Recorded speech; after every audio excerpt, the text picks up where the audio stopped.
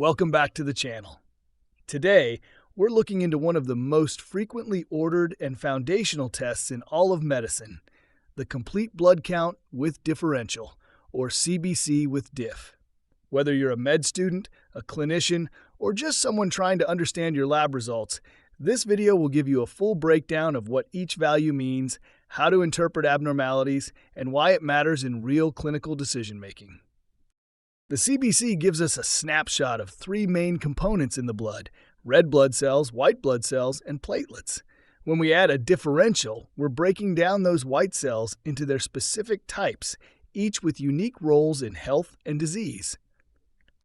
Let's break it down. White blood cell count, BC.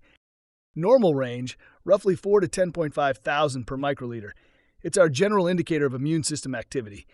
Elevated, think infection, inflammation, or leukemia. Low, maybe a virus, medication, or bone marrow issue. Red blood cell count, RBC, hemoglobin, hematocrit.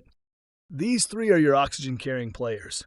Low values point to anemia, and you need to dig deeper. Look at MCV next. MCV, mean corpuscular volume. This tells you the size of red blood cells. Small, think iron deficiency or thalassemia. Large, B12, folate deficiency, alcohol, liver disease. Normal size but still anemic. Could be chronic disease or acute blood loss. RDW, red cell distribution width. High RDW means mixed cell sizes. It's useful when you're seeing more than one type of anemia at once, say iron deficiency overlapping with B12 deficiency. Platelet count and MPV. Platelets are essential for clotting. High levels may be reactive or a sign of myeloproliferative disease. Low levels, think destruction, underproduction, or sequestration in the spleen. Now, for the differential, the breakdown of white blood cells. Neutrophils 40-70%, rise with bacterial infections or stress.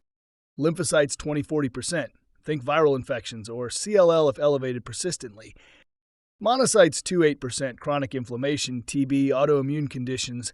Eosinophils 1-4%, parasites, allergies, EGPA. Basophils 1%, rare but can signal myeloproliferative disorders like CML. Each cell line tells a different story. Trends are just as important as absolute numbers. So what are some common abnormal patterns we see?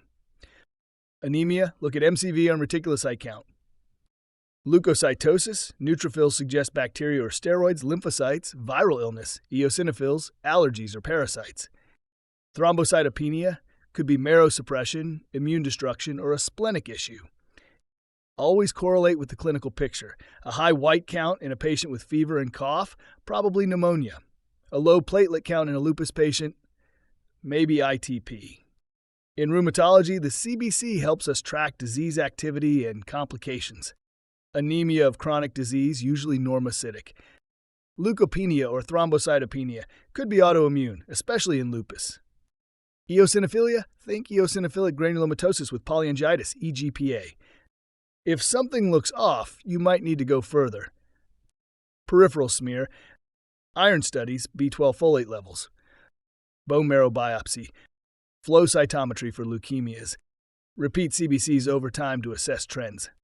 The CBC with differential is more than just a list of numbers. It's a story of what's happening inside the body.